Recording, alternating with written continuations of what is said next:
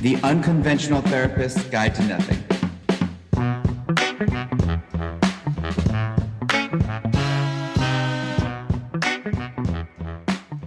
Hey everyone, we are the Unconventional Therapists, and this is your guide to nothing, where every week we take a topic, theme, or thing, overanalyze it, and make it all make sense in the scheme of life, living, and mental health. My name is Dave, and I am joined here with my co-host, Greg. Greg, how are you? No, I thought you were going to do like a toodaloo-doot-doot, like a little flute sound, or maybe I didn't even think of that. That would have been pretty good. Yeah, that wouldn't have been bad. And maybe if one day we get the budget, we can just have a flute, I don't know, soundbite, maybe something like that. But that's in the future, I suppose. Today, Dave, we are going to talk about a legend that turned into a fairy tale that has remained in the consciousness of our culture for differing amount of time, some as long as 800 years. Despite seemingly, and I think that this is where you feel about it, being sort of a dud of a story, but we're going to talk about it. I don't think it's a dud of a story. I think it's a cute little story. The Pied Piper of Hamelin? Yeah, it's a cute little dark tale. It's a grim fairy tale, which are always dark and always delightful. It ended up being a grim fairy tale, but as we know, they collected stories from the folklore of, I don't know, mostly European towns. Yeah, they were asking me for some of my tales. Like, yeah. Save it. Which one? How much you offering, buddy? Okay, Mr. Grimm. So the idea to cover this, you were kind of interested about because I haven't revealed it to you, but I can't, now that I'm thinking about it, I'm not sure if you're going to be impressed, proud, or severely disappointed. Oh boy. I'll tell you my honest feelings, though. You know that. Okay. So I was flipping through the channels as you do, but not really flipping through channels, but going through, looking for movies to watch. I was going to watch like a little horror or something. Okay. And I saw the movie Nightmare on Elm Street. I don't even know if that was exactly the name of it, but it was the 2010 remake. Where are you with me so far? I'm hearing you. Okay. All right. So what I love about horror movies, or I don't know if you're even going to classify this as a horror movie, but at some point in this movie, and they do it all the time, they go to a library of some sort and there's something that's attacking them. And they go and they get a pile of books and they learn about the folklore of the time. They're like, what about the folklore is attacking us? Where's this thing coming from? And somewhere in the pile of books that they were researching to discover who Freddy Krueger was, they saw a book called The Pied Piper of Hamelin. And they didn't really talk about it too much at all. But there it was. And I was like, I wonder what the deal with that is. Interesting. So did you make a connection or no? So in some depictions, the Pied Piper is wearing green and red. So maybe that's what they were thinking. So I wasn't really able to make it. Well, I guess we can make a connection if we really try to. Yeah. Oh, for sure I can. Yeah. I actually, as soon as you said that, I was like, yeah, all right. I mean, it's a stretch. It's super stretch. But that's what we're here to do. It's there. All right. So let's get into the Pied Piper of Hamelin. Okay. You got it from the worst remake ever made of a horror film. Well, that's your opinion. It's one man's opinion. Me and everyone else, but all right. Did you enjoy that film, Greg? So I thought it was okay. I didn't hate it, but I rarely hate movies. Honestly, there's very few movies that I hate. Even when it's like I watch maybe a Grown-Ups movie with like Adam Sandler and it's got like a 13 on Rotten Tomatoes. I'm like, that wasn't that bad. I don't know. I don't see what the big deal was. Okay. So that's where I'm at. So don't ask me. Sure. Can I ask you this though? What? Before we started talking about this and before I mentioned that we should probably cover this for whatever reason, what did you think the story was? Just off the top of your head. So I kind of forgot completely what the premise was. When I looked it up, I was like, oh, yeah. No, I remember a guy with a flu, rats following him. Didn't really know why.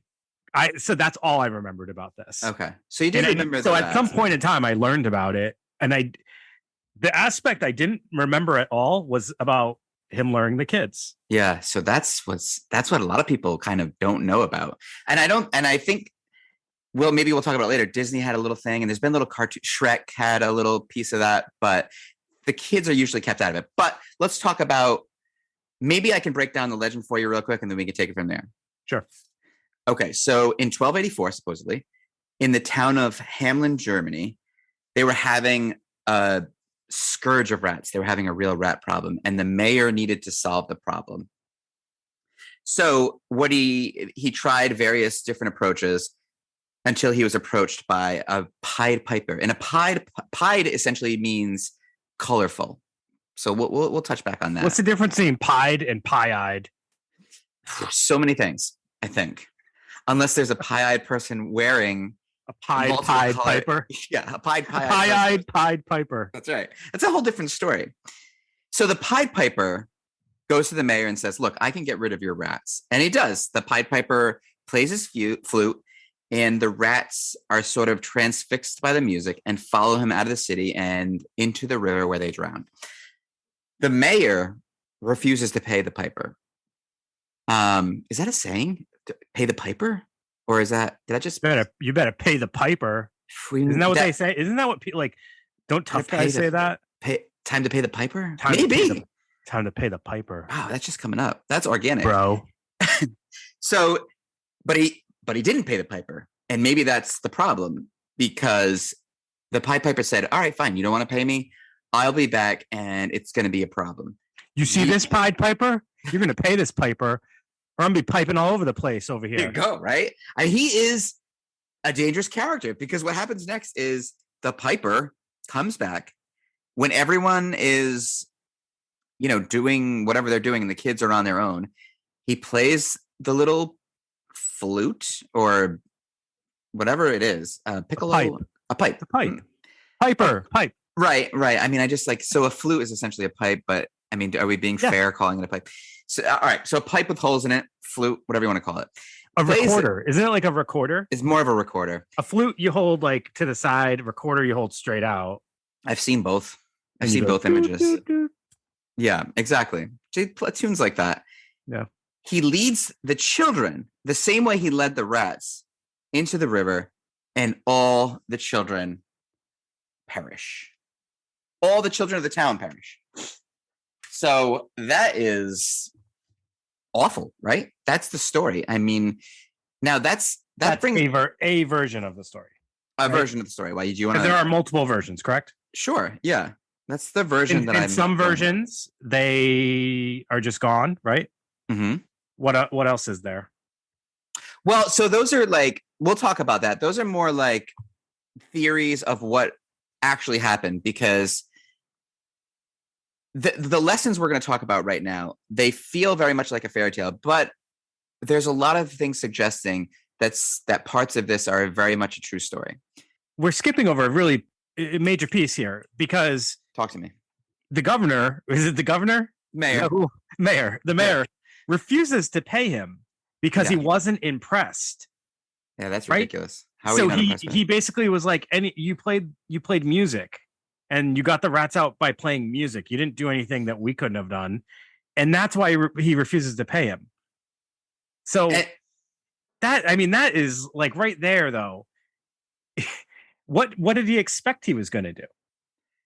Everyone else tried something. He was thinking outside of the box. That's what's important. Was there anything that he was going to do that he would have been paid for? No, and because the mayor was a shady character, and in some stories it says that the mayor accused the piper of bringing the rats in the first place, if he had that much control over them. Oh, so who knows? I wanted to just highlight this piece right here, because as we get into the themes like you were just about to do, I think this is an important thing for people to keep in mind, because the Pied Piper is portrayed to be this evil man, but yet let's just keep in mind he performed a service, was expected to be paid, and was not paid. Yeah. So I guess what you're going to have to ask yourself in the end of this is, does the punishment meet the crime, right? Does Absolutely. Not getting paid mean you should murder every single child in a town? I don't know. I would say no, but hey, you know what? I'm not judge, jury. No, I mean, if you think about what he did, though, he essentially saved a village of a rat infestation, which would have probably have killed everyone. That's a good point. Rats are creatures filled with germs and disease. Especially back then. I mean, we're talking. Especially back then. we're talking plague times, but we'll get into that too. So again, Dave, the lessons, the vulnerability of youth we still see this today, candies and puppies with kidnappers, stranger danger. And what you're talking about is the dangers of breaking a deal. That's important. I mean, any other lessons here? Well, I think like betrayal. Mm-hmm. I think I really do sympathize with the Pied Piper. I know, I can tell. I do, because it's like, you perform something that like is a skill of yours, or you show up and you do what you say you're going to do, and then somebody betrays your trust. And it's an art too. It was like, it was an art, and it was useful, and it worked, and he didn't get paid for his work. And that's not getting paid for your work. Maybe that's a lesson here. Make sure. I think that is a lesson, to make sure you have a binding contract. Yeah. And also, like, retaliation. That's, if you're the mayor, if you're a person that makes a promise, I think it kind of teaches you that I think the lesson, like, obviously it's about the Pied Piper, but the story also highlights the wariness of like being a shady character and the things that can happen to you, and how you can let an entire village of people down, including your own family. Oh, maybe there's like a xenophobic message here too, where maybe he's pied of multiple colors because people aren't sure exactly where he's from. Like maybe he has many flags. You ever think of that? No. Because it's too early to be, because multiple flags, it's not a homophobic thing. That's not, multiple colors didn't represent that back then. I don't believe that existed at that time. All right, well, let's just clear that up. Yeah. So, and then again, just like most stories and fairy tales and all the Grimm stories, it's playing to the idea of keeping children safe. It's like seems to be a constant issue with these stories. If you're a person in leadership, your role essentially is to keep everybody safe. Mm-hmm. And the mayor did not. The mayor was the worst mayor of all time. He was. He put everybody in jeopardy because he really did minimize the what would I say, the power that the Pied Piper actually held. This is like the first case of like, thanks Obama, but it was like whatever the mayor's name was in Germany. Right. They'd say thanks German. Yeah. Wolfgang. Honestly though, like, why would you minimize the authority of a person who can remove thousands of rats? I don't know, but I think that this is just like we see like an artful representation of a tragedy that actually did happen in Hamelin around this time. So let's talk about that, because the children of Hamelin did in fact go missing in somewhere around 1284. And we could tell this because of the old buildings of the time. They use this almost as like a marker of time. So when like there's an old building erected, they would say this building was erected 100 years after we lost our children, or 100 years after the children of Hamelin were missing. It's almost like a time 100 marker. years after the children of Hamelin walked into the ocean. Exactly. Or the river, whatever. Both very dangerous.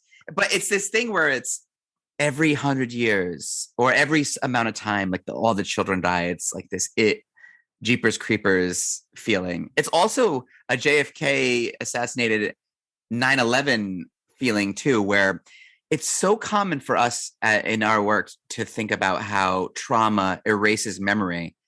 But as I'm thinking about this, when you think of 9/11, or you think of when the previous generation thinks of JFK, those traumas burned memories in. You remember exactly where you were. I wonder what the correlation with that is. What do you think that's about?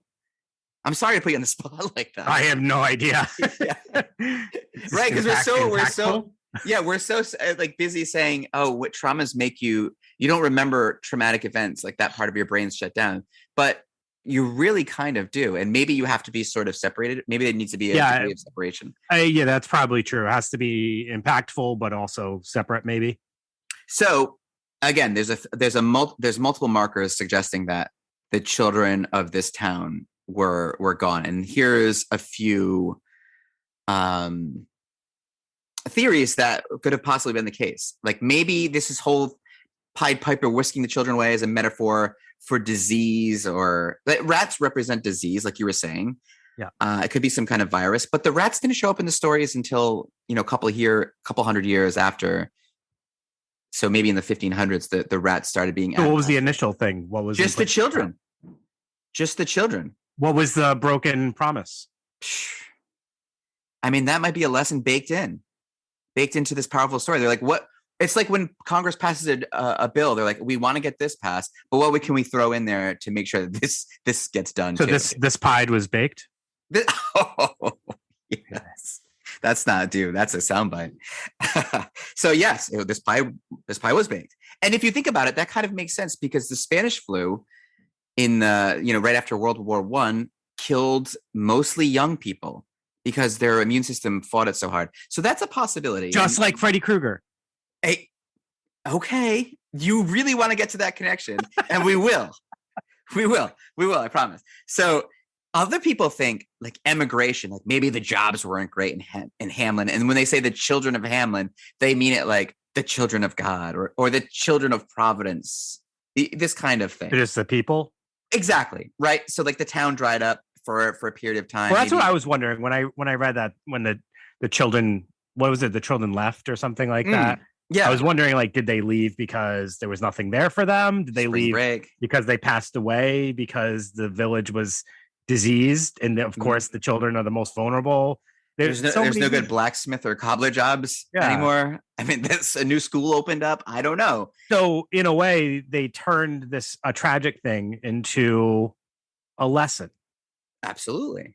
Which, when we think about other cultures and other religions, often bad things happen because of something, right? It's never like a bad thing just happens, which we kind of in today's, like, no, I guess there are still some people that attribute bad things to like God or, something. But for the most part, we're okay with saying like sometimes bad things just happen. But like, as we learned, like the Puritans, bad things happen because the devil exists and you let the devil in or something like that. So for this, it sounds like they were trying to make an explanation for why a bad thing happened. Like you didn't leave enough milk out for the elves. Yeah. Or whatever. Or you didn't pay for your exterminator. Exterminator. Yeah, exactly. Right. I'm trying to think of the word. Yeah. Another thing what this made me think of is if this was going to be a metaphor for something, and it's not even like strong metaphor, but the Pied Piper and the vulnerability and easily manipulative nature of children and teens and young adults, I suppose. What if this was one of the first versions of a charismatic cult leader? And the music represents his silver tongue and his ideas of answering all the existential questions that the youth has. Like, so he started a cult of children. That's right. And they marched away. Mm-hmm. But to their parents, they were just dead to them. Exactly. That's like when they were into this new religion, and they're like, listen, they were almost like the Amish. If you're fine, you can go with the colorful coat guy, but you're never coming back into this house. Yeah. And this would be the year that Hamlin lost his children. And maybe it's hyperbolic. Maybe it's like it wasn't this huge big deal. Maybe there was only a handful of children, but most accounts say 130 children were lost in this event. Very interesting number. Now, would that be, now how big of a town do you have to have for there to be 130 children missing? Is that big? I mean, my high school had like 300 and something kids in it, so that's not big at all. Okay, so maybe this was maybe it was like I don't know, like some kind of singular tragic event when 100 and something children dies, but that's still, it's too many children. Yeah. One more, Dave, I promise, and you can try to connect this to Freddy Krueger if you would like. People thought about this might be a case of dancing mania. And have you heard of dancing mania? No, never in my life. Okay. So it's a social phenomenon that occurred primarily in Europe in the 14th through 17th century, and it involved people dancing. They couldn't stop, almost like a laughing fit. And it was a manic episode. It affected adults and children, and this would cause exhaustion and sometimes even death. It's happened multiple times, And one of the earliest times I remember it happening is somewhere in Germany in 1374. And this is somewhere in Germany right around the same right around the same time. Well, a little bit earlier, but I mean, who's really counting? So that's an interesting sort of take on it. Sure. So I have this book, Okay. The Pied Piper of Hamelin by Robert Browning from 1888. And the final passage in here at least explains the message or the take that they're going for with this version of the story. So the last few lines say, and whether they pipe us free from rats or from mice, if we've promised them aught, let's keep our promise. So the message comes down to back to keeping promises, not betraying. You know, broken promises can lead to retaliation, can lead to terrible things happening. Mm-hmm. Also, rats are surprisingly into music. Is that a message that we're kind of gleaming from this? Sure. Okay. All right. I was taking it more that kids are as smart as rats. Okay. Yeah. I mean, in some cases, I kind of have to agree with that. Now, what do you think the connection between? How many of your kids are smarter than a rat? So I have 4, so at least half. Okay. So, what do you think about the connection between this and Freddy? Is it only that attacking the youth? So there's something about Freddy, about him being dangerous towards youth that seems to connect here. I was also thinking of him as like this. Yeah, I don't know, actually. I kind of lost that thought I had. Well, can I ask you this? Because I think people are interested in this and I really have no idea. And you know, if this isn't appropriate for the time, but I'm interested right now in the moment. What is the lore of Freddy? How did Freddy become Freddy? See, that's why the remake was terrible, because it explains that. And sometimes it's better not being explained.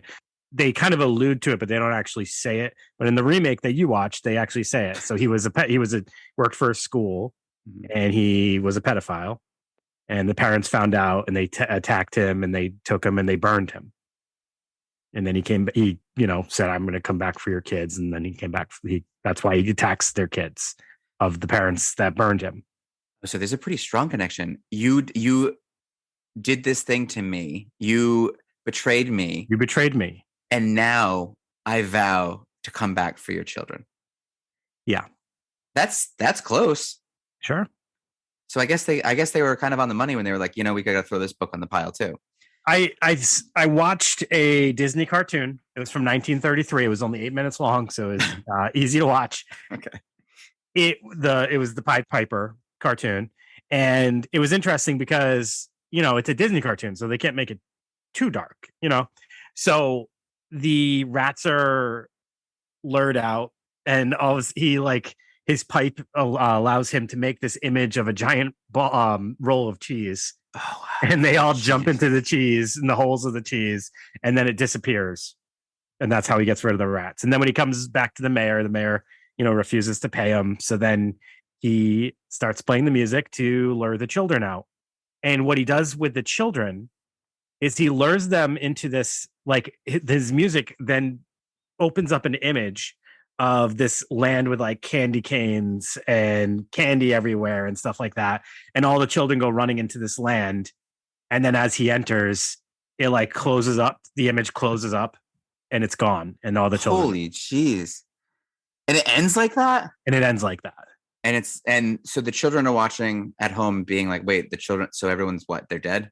What's the story? So it gives the children a happy ending because they're in this candy land forever.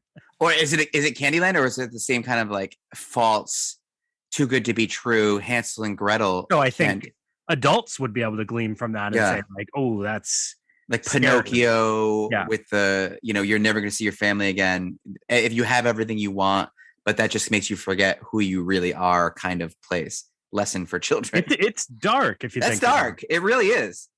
I just thought of this. There was a show called Nosferatu, and it was by Stephen King's son, and it was on AMC. Actually, parts of it were filmed in Rhode Island, in Woonsocket High School and other places. It was on AMC, and he essentially takes kids and brings them to this like Christmas Land, which obviously is not really Christmas Land, but he lures them in by telling, and that actually seems to have more of a connection to the story than anything. I can't remember what the reasoning was, or I don't know if I got far enough in the show to understand why he was taking these kids, but he was abducting kids and giving them the false pretense that they were going to like this forever Christmas land. So it's so funny that as we're talking about this is something that's used over and over and over again in pop culture. Yeah. As you're talking about that, I'm thinking of the original. This is turning into a nostalgia podcast, but the original Teenage Mutant Ninja Turtles, where the kid Danny, who's this troubled youth, is lured in by the Foot Clan. Foot Clan, yeah, and they go to a place where there's nothing but video games and pizza and this false sense of community and family, and they're just committing crimes. But it's the lore, the manipulation. It's almost insidious the way that people take advantage of the way children view the world. They don't see the dark side of humanity until they've had to experience with it. Yeah, I mean, so in some ways, it's a precautionary tale for kids. The Disney cartoon is actually not. If anything, kids are like, "Ooh, Candyland." Yeah. Like I should definitely follow him. So that's in the 30s. That's why there's a big uptick in kidnapping in the 40s. Yeah. So I mean, essentially, though, this story is about it's a cautionary tale for kids not to be lured and by falsities, like to not just blindly follow someone. Not just don't just jump in that van because he's got Reese's peanut butter cups. So in this whole thing, talking about characters that show up in cartoons like Shrek, I fell into this little hole about the Muffin Man. And this was that poem, do you know the Muffin Man, the Muffin Man, the Muffin Man? Do you know the Muffin Man that lives on Drury Lane? Because he'll kill you. Because he'll kill you. Right. You remember this poem because there's a tale of a 16th century child murderer who would lure children in with muffins and other sweets. Yeah, probably like those old timey sweets like crumpets and little weird candies. Unfortunately, so I'm hearing this story and I'm like, wow. In some writings, it's had him listed as the Dandy Muffin Man, which we'll talk about in a minute. But I think I dove into this a little bit too hard because I uncovered that, unfortunately, this rhyme and this nursery rhyme didn't come into print until around 1819, which makes it sort of impossible that what I've read this was untrue, which is a bummer. I mean, is it a bummer? I mean, it's not a bummer, but it's like, damn, if that nursery rhyme really came from something so dark, most nursery rhymes comes from something really dark? Like, I think. Yeah, like isn't. See, we shouldn't talk out of turn here because we didn't research nursery rhymes, but I think a lot of them have to do with, death and plague and ashes, ashes, we all fall down. That's gotta mean we're all dying of something. Isn't that one about a plague? It must be. No, it is. It has some correlation to a plague, I believe. That one definitely has a very dark correlation. I know that. Maybe Pockets Full of Posy. Is that a flower? There's and maybe you keep that in your pocket. So if you're passing like a plagued area and everyone's dying, and you can reach in your pocket and put that up to your nose and smell flowers instead of death. I don't know, but that's what I'm thinking. Yeah, it refers to the plague. Yep. Okay, so that's not another nice little nursery rhyme there, and we just recite these three blind mice. That doesn't really sound very nice. Handicap mice. It's like, well, I don't know why they're all so dark. It's just, and today we have. So I don't know if that was better or if what we have today is better. This like way too lovey-dovey Coco Melon Miss Rachel. Which, I can't say anything about Miss Rachel. She's a part-time babysitter for my kid, almost full-time. So I really don't have anything bad to say about her. But I thought this would be kind of a fun episode. Don't you feel like today's generation parents are so like hyper aware if anything, like we've talked about that, like almost the overprotection of parents at times, where kids know the dangers because we talk about it nonstop. Mhm. It's everywhere. So yeah, they have all these. They do have like those really nice, like soft things that they watch, but then there's also that really harsh reality that kids are exposed to at a very young age. Well, maybe what you're talking about here is kind of interesting. Maybe what they were doing was better. Maybe it's not great that we just have our children sitting next to us as we watch the news, or we tell them Yeah. what's really going on in the world. When back then, for centuries, they would coat these horrific concepts of human nature in poetry, so and rhymes and stories, so that you can learn about it, but almost in an auxiliary way, almost offset from reality, where it's you get to taste it and you get to see that it's out there, but it's not so in your face. I think that's kind of nice, I think romanticized.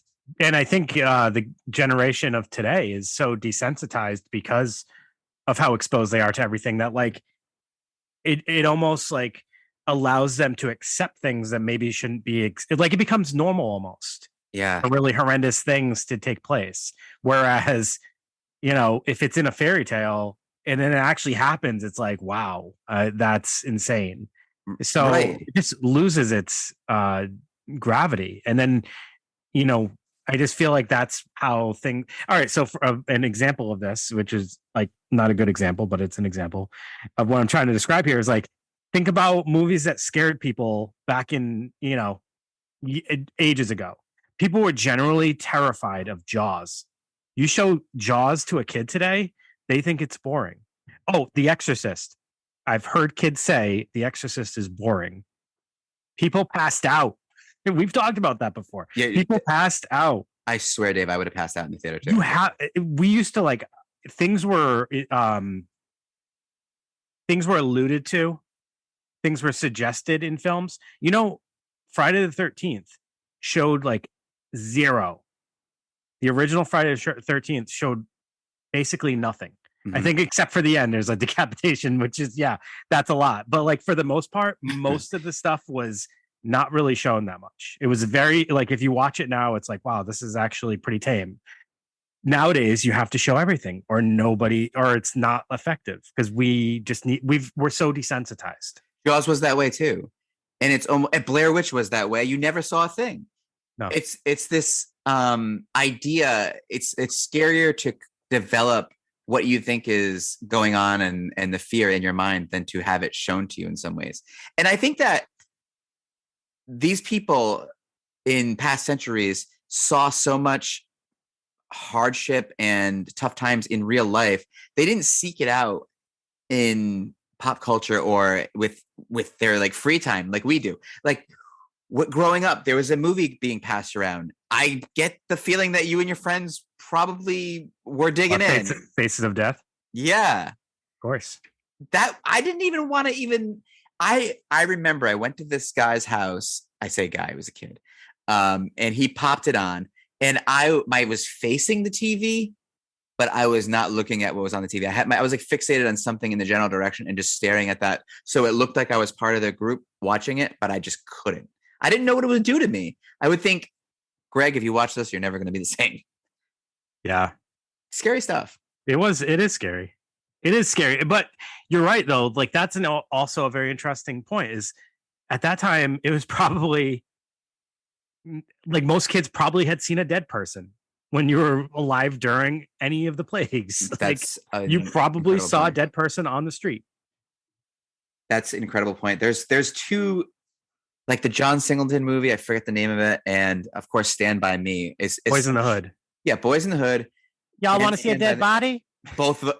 I think that in Boys in the Hood is a nod to Stand By Me, because that's essentially what Stand By Me is all about. And it was you're right. People back, a few hundred years ago were seeing dead bodies all the time. If someone in the family died, the wake was in the living room. Yeah. And you probably buried him in the yard somewhere. So death, there was a lot more comfortable relationship with death, and you saw it much more often. And so now it's like, maybe there's something in us that's seeking that out. And that's why we crave horror. Maybe that's why. Yeah. You're right. There's like a separation of us from death nowadays. I mean, we all know it exists. We all experience it at some point or have a connection to it.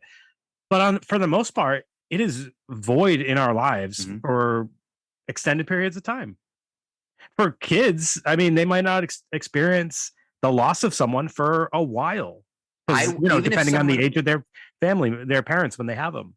right, like if someone in my family dies, I would have to judge the age of the child to see if they were going to be a part of any of those, ceremonies or wake or funeral. I think if you're not over, I don't know, 9, 10 years old, I don't think that I would probably even bring my kid. And I think that's a new thing. I don't think that's something that's been going on for a very long I time. mean, another thing that used to be done was post-mortem photos. So Dude, they were so they were so connected to death that they actually took photos of it. yeah, I bet you want to bring that back. And I also bet that you have some of those hanging over your bed. I don't have them hanging over my bed. You would love them. There You is would one love in my them. house. Okay. Are you serious, dude? It's an antique. Dave, I They're feel worth like a lot of money. I don't want to do the whole ghost thing, but you're just asking for an attachment. The shit you bring in your house, you're asking for it. You're asking for it.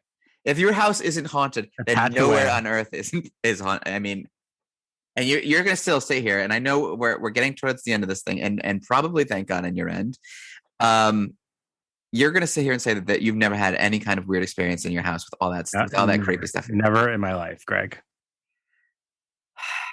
So, It's interesting because you're not open to it. I would sleep over and have an experience, and yeah, because you create it in your mind. that's right. The mind's a powerful thing. So Greg, I want to get back to this story for a second because Okay. I want to ask. Probably a good idea. I want to ask a question to you. In the story of the Pied Piper of Hamelin, who is the real villain? The rats. Well, the real villain. So I'm going to say this. People are going to do things to you in life. And the only control you have, I mean, good and bad. And the only control you have over that is your reaction to it. That's what makes you the kind of person you are.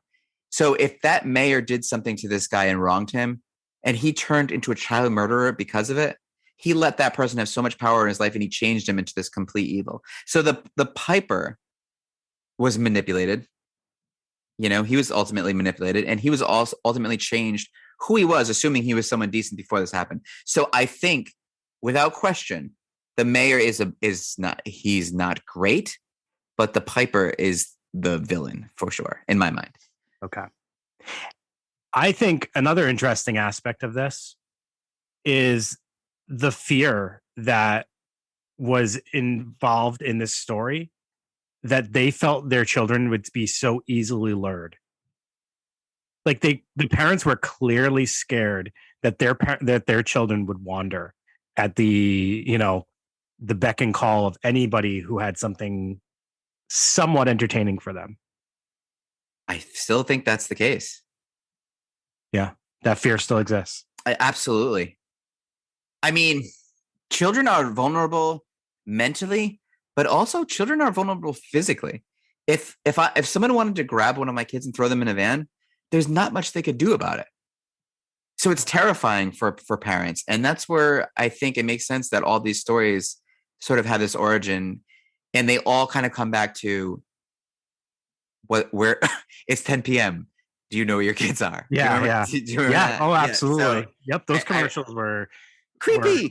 They were kind of funny too, because it's like as a kid watching it, you're like, oh, because you're just thinking about the things you would want to be doing if you were to sneak out or whatever. Every white van was a kidnapper in the late 80s, early 90s. I mean, they just was. Who's a more despicable character then, if you think the Pied Piper is the villain? I personally hate the mayor. He really bothers me. He's a bad guy, and he's a bad businessman. The Pied Piper saved his damn land. Yeah. Let's just put it that way. Okay. But if in your version of this story, the Pied Piper is the villain, who's a bigger villain, him or the Merchant of Venice? Oh, Dave, I'm embarrassed. I didn't know this was going to be a Shakespeare class. Who demands his his pound of flesh? You make a deal, you stick to your deal. Oh, like Rumpelstiltskin and the baby that he wants? I almost said Runkle. Rumpelstiltskin. No, that's his cousin. He's fine. Rumpelsmoothskin. Yeah.